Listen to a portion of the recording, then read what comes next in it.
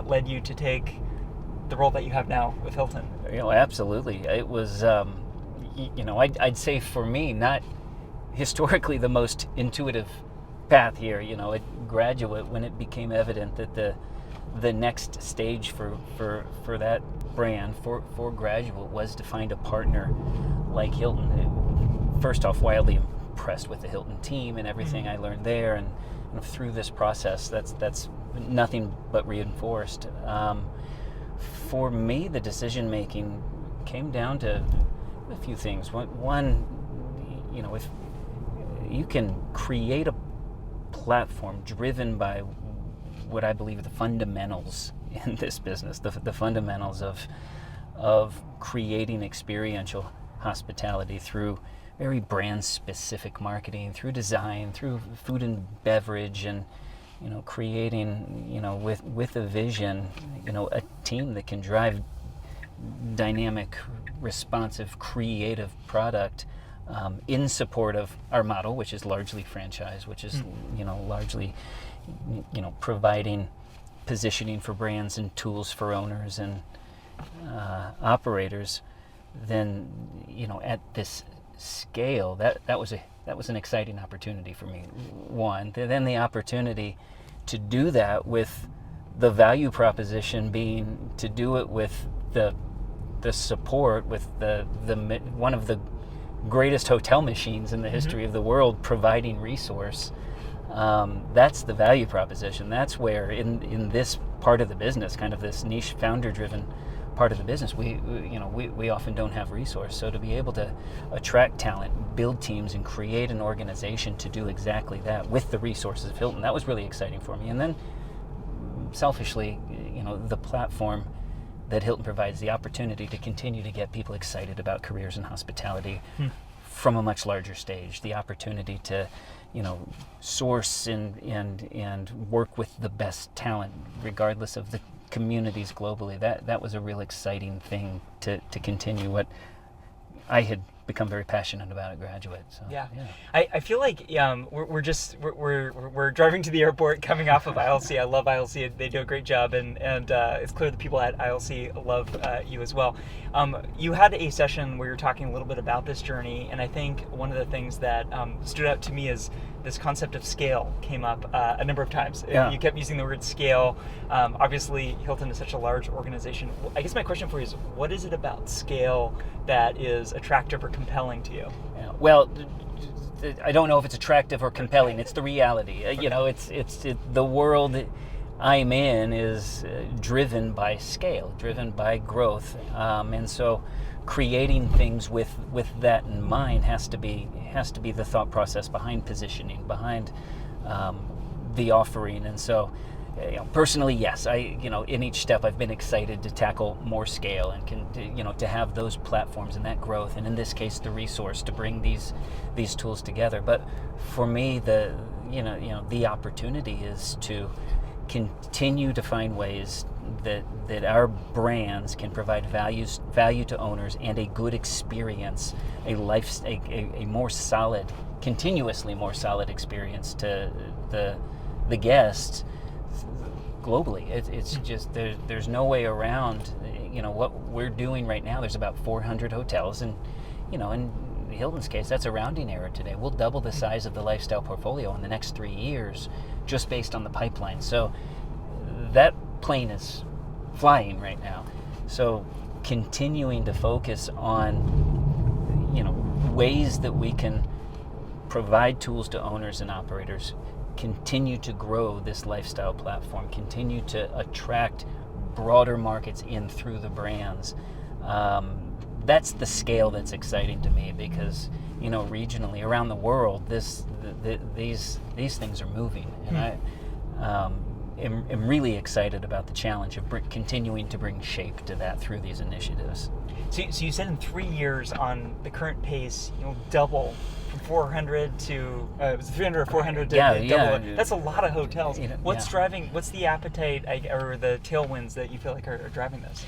Tailwinds, there's I think an increasing appetite for independent brands. So you look at our soft brands, Curio and Tapestry, continuing to provide owners with independent narrative, independent concepts, a platform to benefit from all that is Hilton, to belong to one of our collections, and to maintain what makes them unique.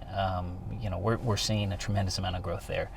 The hard brands, you've got Canopy and Motto and Graduate and Tempo is part of the lifestyle portfolio.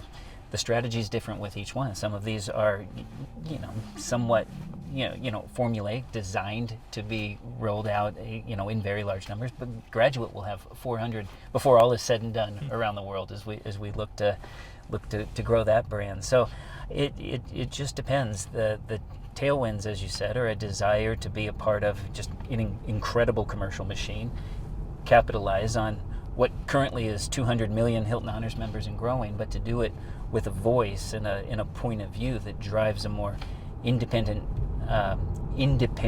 type of mentality. I've had the chance to speak with Chris Silcock and get a little bit of his perspective on that commercial machine. You've worked at a lot of companies. What is it about the Hilton commercial machine that you find especially compelling right now? Well, when I talk about resource in the independent side of the business, often what we're trying to wrap our head around is how do you continue to innovate? How do you continue to be, somewhat precious, rightfully so, on what makes the experience without worrying about financially whether or not it's viable? How do you drive that awareness? How do you drive this? How do you compete on a Tuesday night with loyalty programs? And I think, I believe Hilton's just got a wildly impressive commercial machine.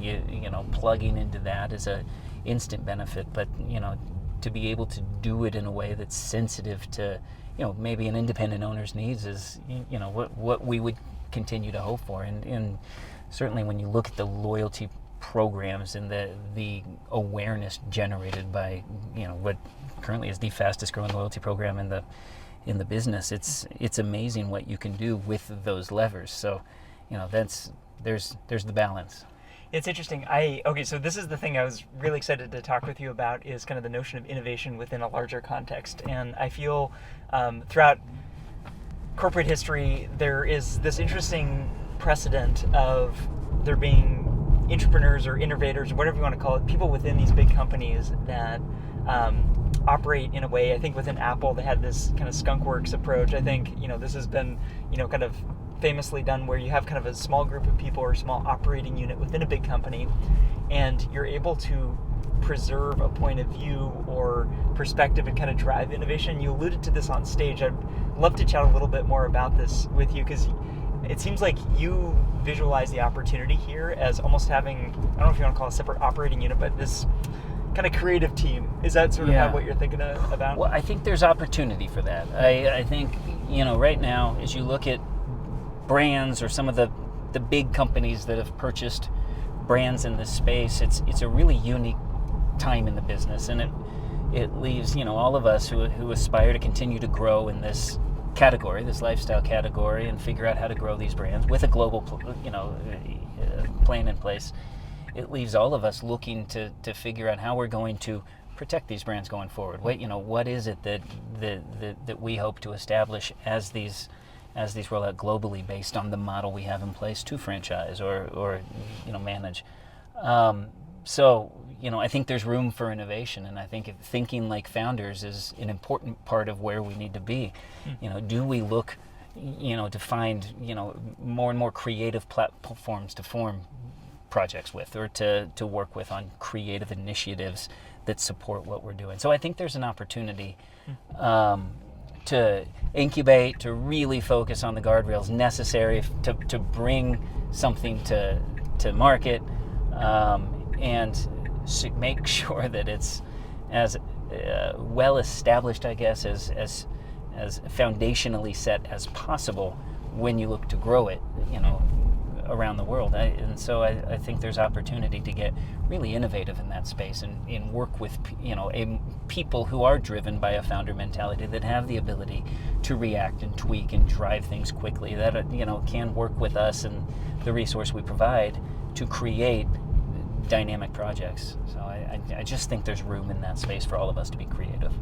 I'm curious about what you see as the role of founders, because some have told me that unless the founder's directly involved in the company, it doesn't retain the essence. You've seeing this in a lot of different perspectives. You know, an earlier role that you had was helping Hoxton roll out, you know, a very kind of founder-led brand. And then you talk about thinking like a founder.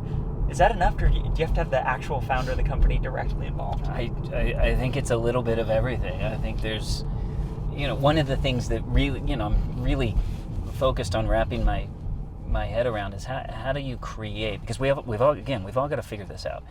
How do you create something, you know, with that level of creativity, the problem solving that comes from being a founder and having to problem solve in a creative way, that kind of dynamic response time. But I'm more and more convinced that you can do this at scale. If you know, think about creating something with the end in mind. A lot of the reason I think it's challenging when some of these brands are brought into these larger portfolios is because they weren't developed by a founder to be part of that platform. You know, so is there a way we can get creative? Is there a way that we can work, you know, with a founder mentality to drive something that is built for purpose long term, that fits into that ecosystem in a more seamless way? I think there is, and I think there's a lot of opportunity to work through some projects that might be, you know, along those lines. How do you stay in that state of mind? Because Graduate thrived under your leadership. You didn't start it, but you entered the business, and it really took off. So it seems you've somehow cracked the code of doing this. Well, I'm not sure that I cracked the code. I mean, Ben Weprin, and you know, that was his brainchild, and Graduate, you know, came along into all of our conscience at a time post-COVID when, you know, it had grown tremendously. You know, Graduate tripled its size during the pandemic. It went from 13 to 30 some odd hotels. And so collectively, we became aware of it, you know, at the same time post-COVID. And I had an opportunity to step in, support, and build some tools and strategies around that brand that I had a lot of fun doing. And so, you know, keeping yourself in that mindset. I mean, that is the background that I came from, right? So, you know, part of this is, you know, I'm learning constantly. I'm you know, settling into this new world where it is about scale and collective focus on you know, the goals at the end of the day that drive Hilton as a whole. And what I'm doing in there is to try and, you know, accomplish a few things in a category that requires slightly different thinking. That's so interesting. Yeah. I Sarah from Main Street said something on stage at the last panel that it's bounced over my head, but she said something where it's like we kind of learn the most from failures. I don't know if you agree with that, but if so, is there kind of a failure, kind of a challenging moment that you had to push through recently, and if so, kind of what did that look like for you? Yeah, I don't know. I think you know, for me this year has been consumed by learning, right? And building, and you know, we're going to be in that mode for a bit here, where we're defining strategies, building teams, establishing tools, and driving, you know, along with the rest of the teams at Hilton, you know, some things that I think will collectively move the needle here eventually. You know, it was a hard couple years. The last year, getting to this point, trying to figure out how, you know, what the direction for Graduate, what's the next stage for Graduate? How do we get through some of the kind of macroeconomic challenges that a brand like Graduate at that size was facing? You know, on a commercial front, on a a capital structural front, in order to hit reset. It's one of those things. Having gone through, I believe we are stronger having gone through that than had it never happened at all. And so, you know, I think now. Why is that? Is that sort of like you're developing capabilities going through that crisis? Yeah, I think you're developing capabilities. You're really fine-tuning strategy in a way out of necessity that leads to some really great success. You know, and I think we even saw in COVID, we were all just, you know, moving along, and things got really sharp during COVID. People came out of it much stronger in certain ways as a result of having the time to think it through, applying some intelligent strategies and behaviors towards the business. And I think that's certainly what's driving this now. It's a good direction. It's a solid foundation, and we've got some really great teams working on things. So I think that's been important for us. It's interesting. I feel like one of the other things you shared in your session was this notion of getting people together to almost have these really tight working groups. And I think you mentioned like getting people together in New York and it seemed like really investing in both the talent you're attracting and also the working environment. It seemed like a key thing that's top of mind for you right now. Yeah, very top of mind right now. I think the task at hand is a big one for everybody in the industry.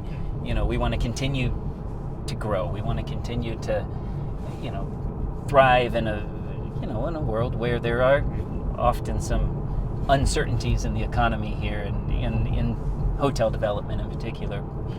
In what I'm doing, with a more just thinking through with a more specific lens, I think the task at hand is huge, and it requires getting people under one roof. And so, yeah, I think the decision to set up an office for the lifestyle brands in New York, one, I believe there are some really talented people in New York, and that to me was the place. If we're going to build a team of marketing or design or F&B, as we pull these teams together, New York seemed like the place to really be able to attract the talent. It's tough post-COVID, especially getting people to relocate and finding people who want to live in places, and so why not go to where the talent is? And I think it also sends the right message, that we're serious about what we're doing.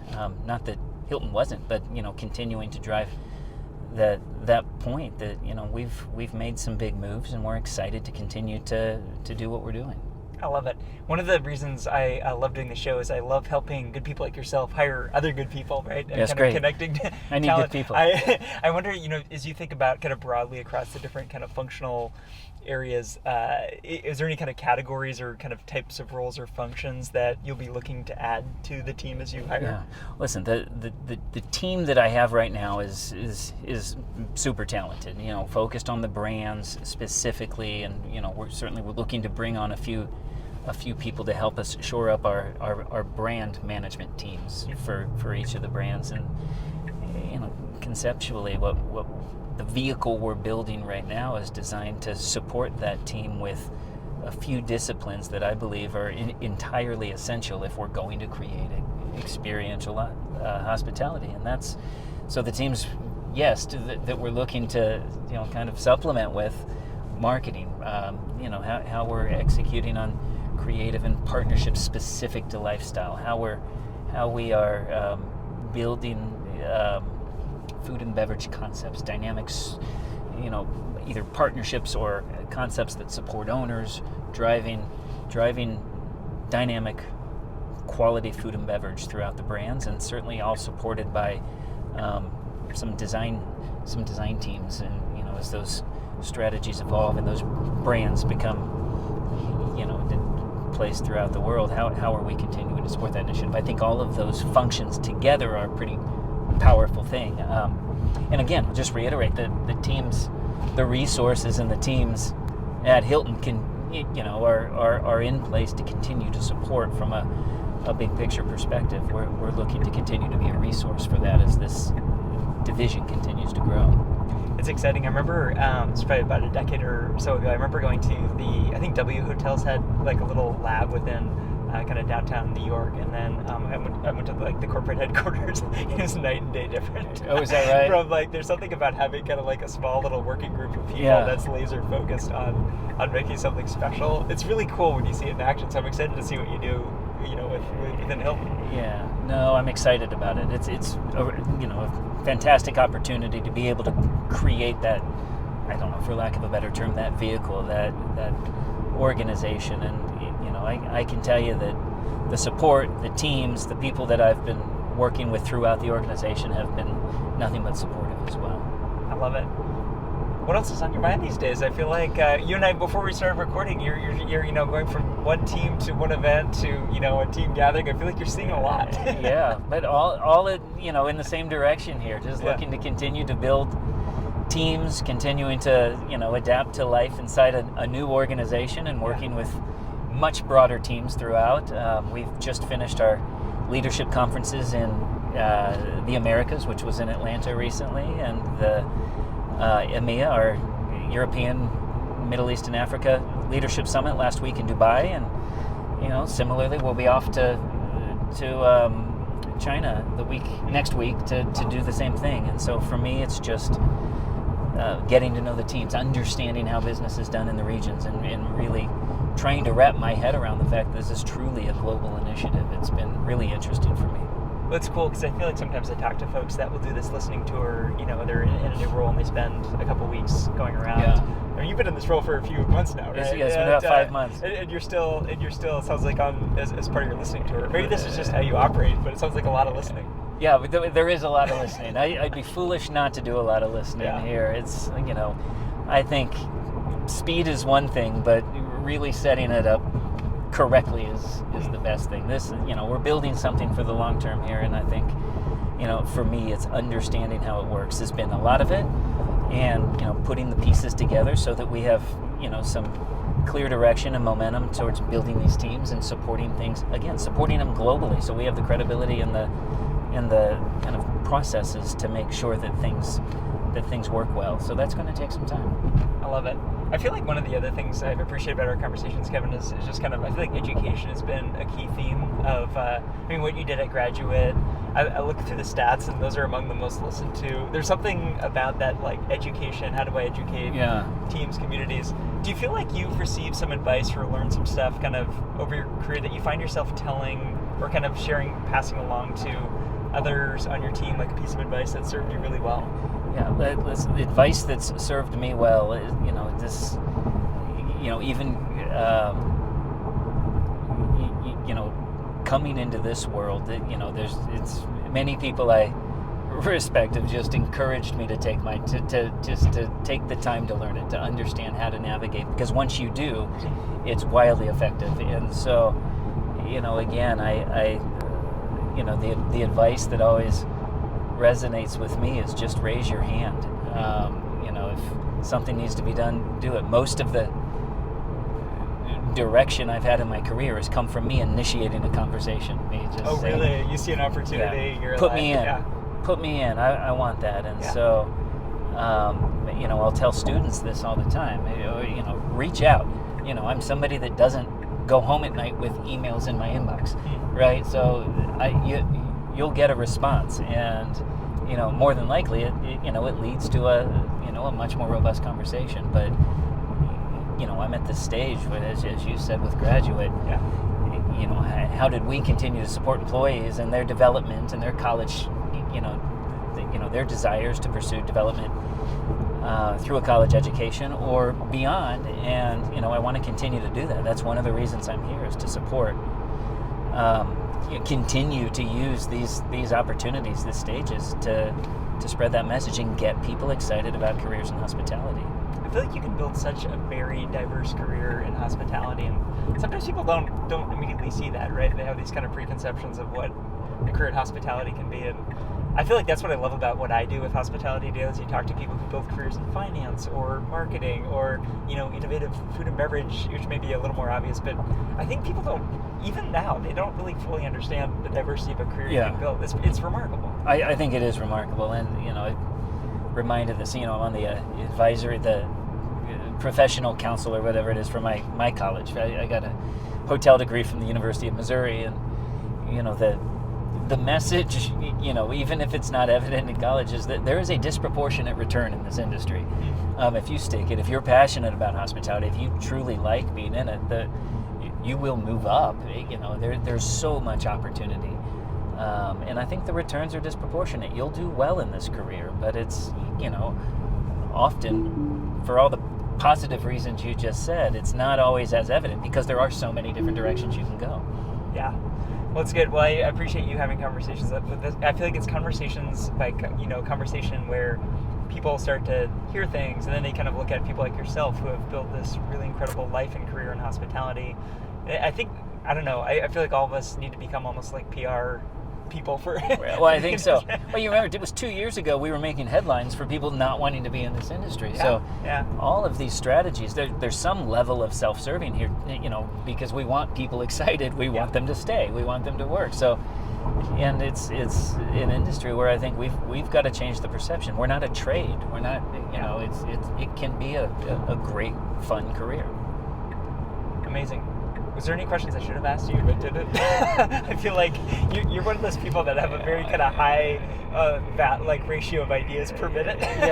No. Was there anything? I don't know. I'm kind of all over the place. You might have to edit some of this as we go here. But I don't think so. I think, again, the gist of what I'm doing, I feel like coming from an indie lodging congress, it's kind of a spotlight on, the proof of concept at scale for what we can do. And I think the reality is that there's not much difference between what we're all hoping to accomplish, in that room. And it's really exciting when you think about how can you apply some practices that keep you dynamic and responsive and creative, and on one hand, and on the other, build something that can truly have global impact. And that's really exciting. I think both ways, in that, and I think we can continue to keep people excited about, independent types of lodging, both at an institutional level as juxtaposed as that sounds, and certainly support what founders and creative platforms are able to create. I think there's a whole generation of independent lodging that's going to follow up what we're doing now, and I think it's about to be a really exciting next generation of creative, independent lodging platforms.